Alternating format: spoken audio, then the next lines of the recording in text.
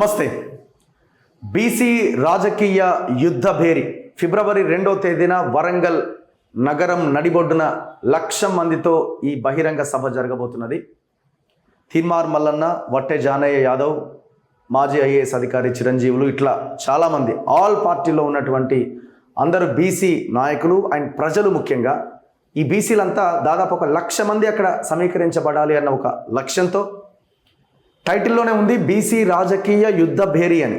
అంటే రాజకీయంగా మనం ముందడుగు వేయాలి, బీసీల రాజ్యాధికారం రావాలి, బీసీ ముఖ్యమంత్రి కావాలి, బీసీ ఎమ్మెల్యేలు కావాలి, మన వాటా 50% పైగా ఉన్నది కాబట్టి ఆ దిశగా మనం అడుగులు ముందుకేయాలని ఈ సభ జరగబోతున్నది.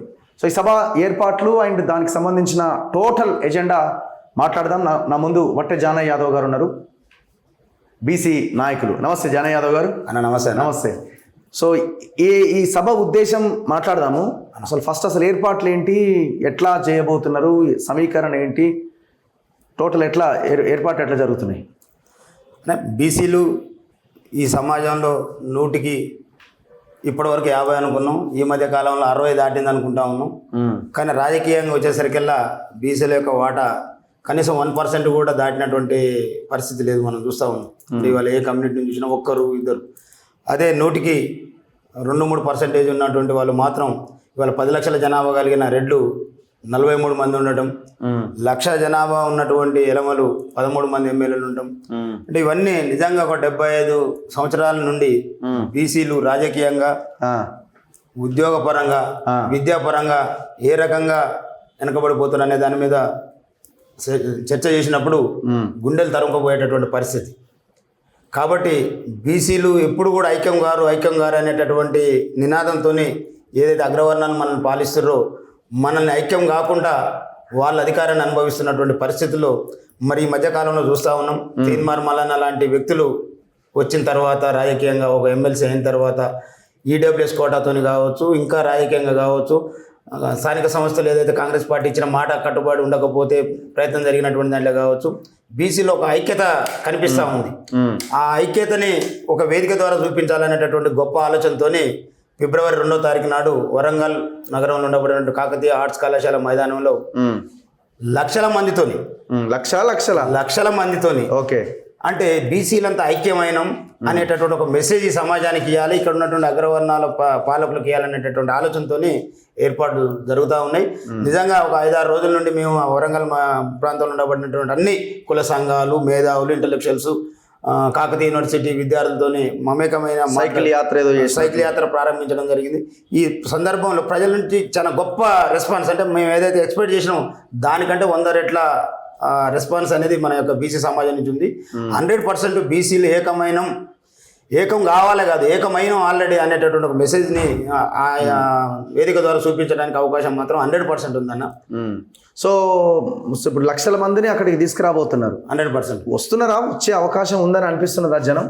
అంటే మీరు కూడా అంత చైతన్యం ఉన్నదా, లేకపోతే మొబిలైజ్ చేసి సమీకరించి ఎంతో కొంత ఇచ్చి తీసుకురాక తప్పదా? పొలిటికల్ పార్టీ మీటింగ్ లాగా. అంటే ఒక్క మాటన ఇప్పుడు మొన్నటికి జరిగిన ఎమ్మెల్సీ ఎన్నికలలో తీన్మార్ మల్లన్న చూశారు కదా, ఏదైతే రెడ్లు అతన్ని ఓడించాలని ప్రయత్నం జరుగుతున్న సందర్భంలో బీసీలు అలర్ట్ అయ్యి తీన్మార్ మల్లన్నని శాసనమండలికి పంపించినటువంటి సిచ్యువేషన్ కావచ్చు.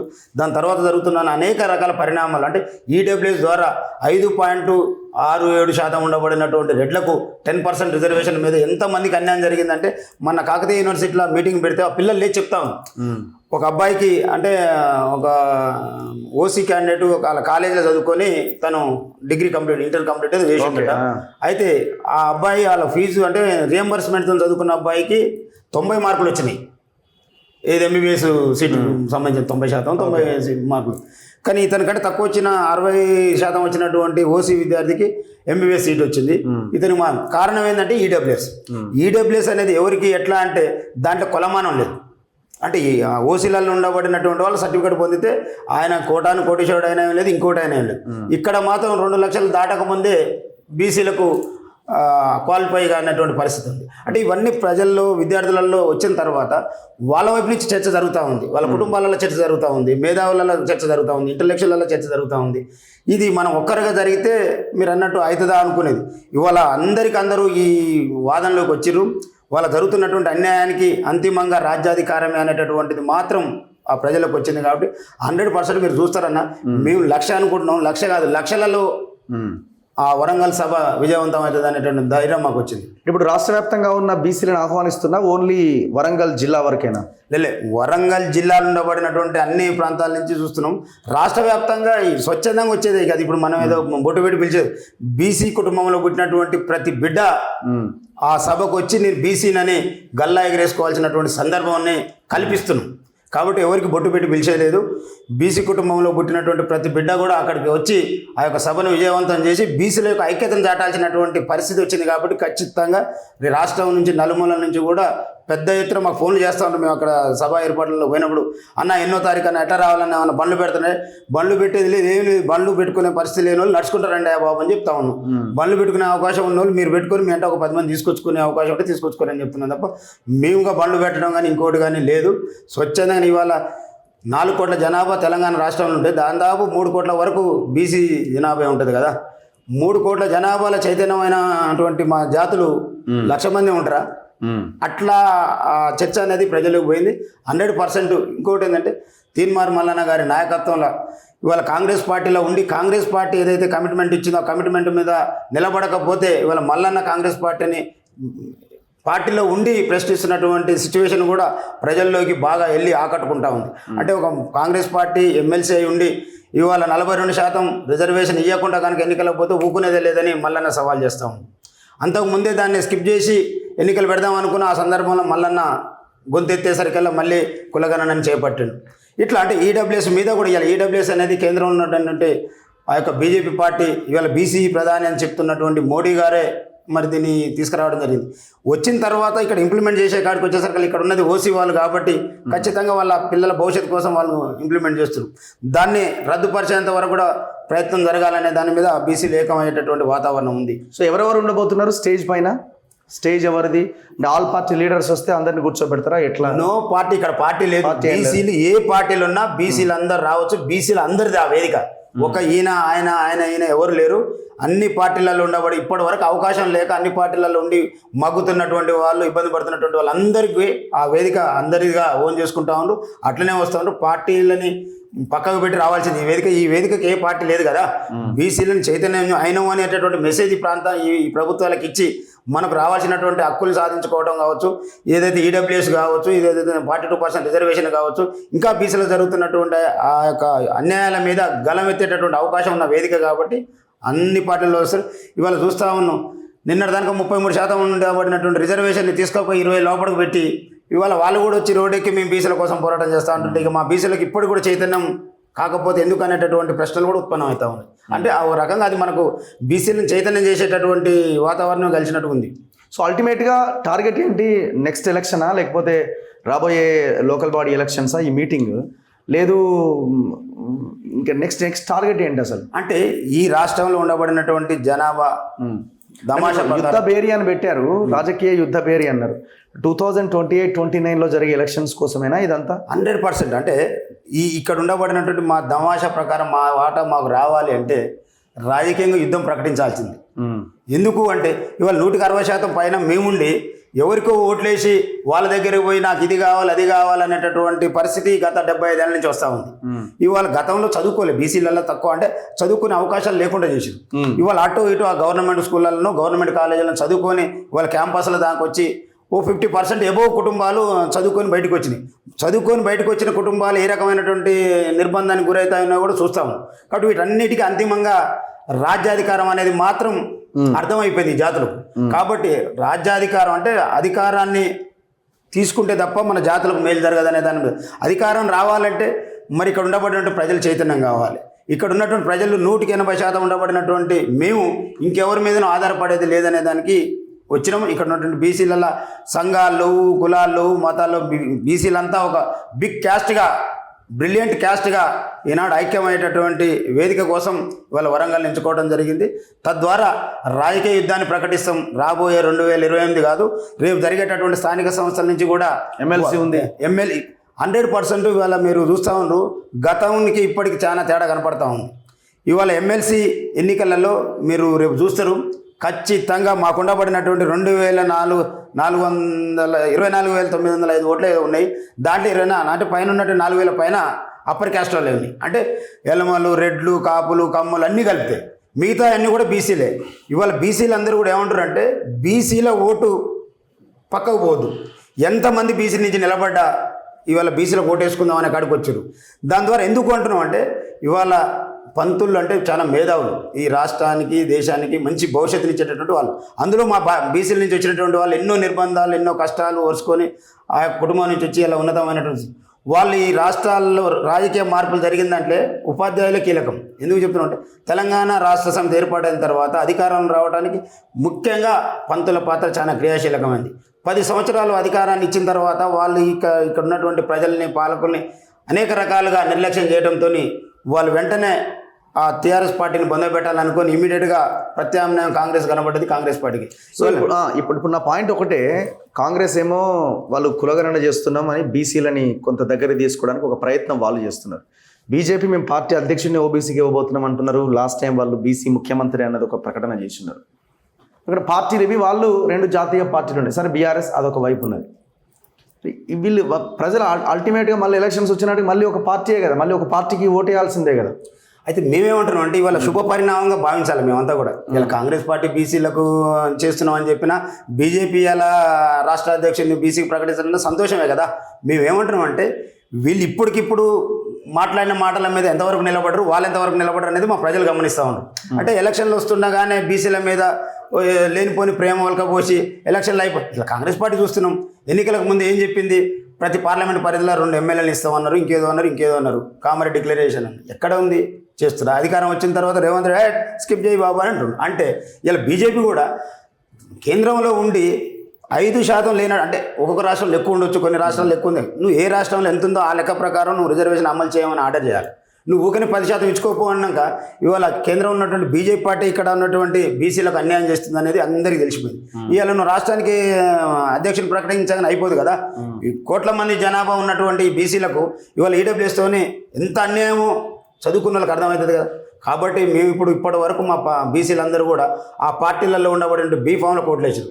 ఇప్పుడు మేము చెప్పేది ఏంటంటే నో బీఫామ్స్. బీసీల కోసం పనిచేసేటటువంటి నాయకుని యొక్క నాయకత్వాన్నే బలపరచాలి భవిష్యత్తులో అనేటటువంటి నినాదంతో ముందుకు పోతా ఉన్నాం. ఇక బీఫామ్లకు ఓట్లు వేసే రోజులు చెల్లినాయి. ఇక బీఫామ్ను ముందర పెట్టి మేము బీసీలకు ఇచ్చేస్తాం ఇంకా వాళ్ళు చేసేది ఏంది?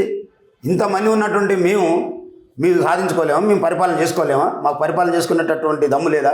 మేము ఓట్లు వేసిన వాళ్ళకి పరిపాలన చేసే దమ్ము ఉంటుంది. మేము ఓట్లు మాయే సీట్లు మాయే అని మేము పరిపాలన చేయలేము అనే కాడికి మా యొక్క బీసీ సమాజం తయారవుతూ ఉంది. ఈ పార్టీల మనుగడలు కొనసాగే పరిస్థితులు లేవు. సో ఖచ్చితంగా భవిష్యత్తులో కూడా ఒక పార్టీ రాబోతున్నదా? 100% పార్టీ వస్తుందా? బీసీలుగా మేము ఇండిపెండెంట్గా పోతాం అంతే కదా. 3 ఏళ్ళ సమయం ఉంది మాకు. రాజకీయ యుద్ధ బేరి అంటే రాజ్యాధికారమే కదా. 100 ఏ పార్టీలతో పెట్టుకునేది లేదు. మేము మా జాతులు 100% పైబడినటువంటి మా జాతులు చైతన్యం అయిన తర్వాత మేమే ఒక రాజకీయ వేదిక తయారు చేసుకుంటాం. ఇంకా మాకు కాంగ్రెస్ పార్టీ బీజేపీ పార్టీ మాకు పార్టీ రిజిస్టర్ చేసుకోవడం రాదా? మాకు పార్టీ సింబల్ ఏదా?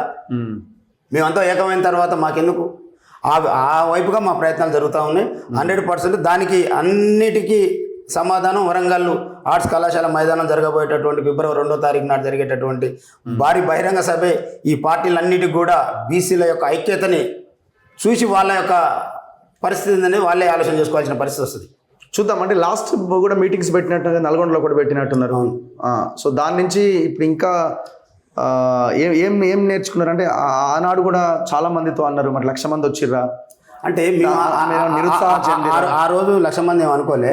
అక్కడ ఉన్నటువంటి ఓన్లీ ఆ మీరాల కూడా కాన్స్టిట్యున్సీలో ఉండబడినటువంటి ప్రజల వరకే ఆ మీటింగ్. అక్కడ లోకల్ ఉన్నటువంటి బీసీలు అందరూ కలిసి ఏర్పాటు చేశారు. ఈ మీటింగ్ ఎందుకు అంత ప్రతిష్టాత్మకంగా తీసుకున్నారు వరంగల్? అంటే ఇప్పుడు బీసీలలో ఉండబడినటువంటి అందరూ కూడా ఈ మధ్యకాలంలో జరుగుతున్నటువంటి ఈ రిజర్వేషన్ 42% ఈడబ్ల్యూసీ అన్నిటి మీద ఒక చర్చ జరుగుతూ ఉంది. కాబట్టి అంటే ఇలా మల్లన్న నాయకత్వం వహించిన తర్వాత మల్లన్న మీద ఒక నమ్మకం ఏర్పడింది ప్రజల్లో. ఆ నమ్మకమే ఇవాళ ఒక బహిరంగ సభను ఏర్పాటు చేసే కాడికి తీసుకుపోతా ఉంది. అన్న మీరు ఏదైనా ఇనిషియేటివ్ తీసుకొని ఈ బీసీలు అందరం కూడా ఒక వేదిక మీదకి రాకపోతే వీళ్ళు 42% ఇచ్చే పరిస్థితి లేదు ఇప్పుడు ఉన్నటువంటి పరిస్థితుల్లో. మరి అదే ఈడబ్ల్యూసీ అట్నే కొనసాగకుండా పోతే మన పిల్లలకు ఇప్పుడు ఈసారి నోటిఫికేషన్స్ వచ్చినాయి అనుకోండి, మళ్ళీ ఇంకో 30 ఏళ్ళ దానిక మళ్ళీ మన మీద వాళ్ళే పెత్తనం చేస్తూ ఉంటారు. కాబట్టి వీటి మీద ఏదో ఒకటి జరగాలంటే మనం అందరం ఐక్యమైనం అనేటటువంటి మెసేజ్ ఈ సమాజానికి ఇవ్వాలి. మిగతా వాళ్ళు కూడా అలర్ట్ కావాలి. ఈ ఏదైతే పాలకులు ఉన్నారో పాలకులు కూడా మరి మన గురించి ఆలోచించేటటువంటి పరిస్థితి రావాలనే దాన్ని కోసం మాత్రమే ఇమీడియట్గా మీటింగ్లు ఏర్పాటు చేయడం జరిగింది. దాని తర్వాత ప్రతి ఉమ్మడి జిల్లాల మీటింగ్లు ఏర్పాటు చేస్తాం. భవిష్యత్తులో ఈ పార్టీలన్నిటికీ కూడా 75 ఏళ్ళ తర్వాత వాళ్ళకు విరామాన్ని ఇవ్వబోతా ఉన్నాం. అక్కడ జరిగేటటువంటి మీటింగ్ ఏదైతే ఉందో వాళ్ళకు మాకు మల్లన్న చెప్తా ఉండు కదా, రెడ్లను ఓట్లాడడం అనేటటువంటి గొప్ప నిర్ణయం ఈ దేశ చరిత్రలో ఎవరు కూడా తీసుకోవాలి. ఎందుకు అంటే ఇక ఎందుకు పోయి మీతోని మాకు మీ ఓట్లు లేకపోయినా మాకు ఓట్లు మాకు సరిపోగా మిగులుతాయని చెప్తా ఉన్నాం. ఇంత పెద్ద ధైర్యమైన మాట, ఇంత గొప్ప మాట ఈ పార్టీలు చెప్పగలిగితే ఇవాళ అరే భయ్ మీ బీసీలు లేకుండా మేము రాజ్యాన్ని వెళ్తామని చెప్పమనండి అంటారు. ఇప్పుడు కర్త కర్మ క్రియ మొత్తం అంతా మల్లనేనా? అంతే 100% మల్లనే. ఓకే, మల్లన్న నాయకత్వంలో ఆ మీటింగ్ ఎప్పటిలోగా ఒక పార్టీ నిర్ణయం వెలువడే అవకాశం ఉండొచ్చు చెప్తాం. ఇప్పుడు మా బీసీ సమాజం మొత్తం కూడా అక్కడ సమావేశం అయిన తర్వాత అక్కడున్న పరిస్థితులను బట్టి తర్వాత మా ఇంటలెక్చువల్స్ ఉన్నారు వాళ్ళందరితోని ఒక పద్ధతి ప్రకారం ఏదైతే గతంలో టీఆర్ఎస్ పార్టీ తెలంగాణ రాష్ట్ర ఏర్పాటు కోసం ఏ రకమైనటువంటి పంతా ఎంచుకొని ముందుకు పోయిందో మాకు అదే ఆదర్శం. దాని ద్వారానే మేము ఒక వ్యూహం రచించుకొని భవిష్యత్తులో బీసీలకు రాజ్యాధికారం అంతిమ లక్ష్యంగా ముందుకు పోయేటటువంటి అవకాశం. వరంగల్ తర్వాత ఏం మీటింగ్ అన్న ప్లాన్ చేసిరా? వరంగల్ తర్వాత okay, anyway thank you very much అన్న. ఓకే అన్న, మీరు కూడా బీసీలు ఖచ్చితంగా ఈ రాష్ట్రంలో ఉండబడినటువంటి జర్నలిస్టులంతా కూడా బీసీలకు జరుగుతున్నటువంటి అన్యాయం మీద మీరు గలమెత్తిన తర్వాతనే ప్రజల చైతన్యం చాలా వచ్చింది. అనేక రకాల దుర్మార్గాలు జరుగుతూ ఉన్నాయి. మరి వాటి మీద మాకంటే అంత పెద్ద పెద్ద ఛానల్స్ లేవు.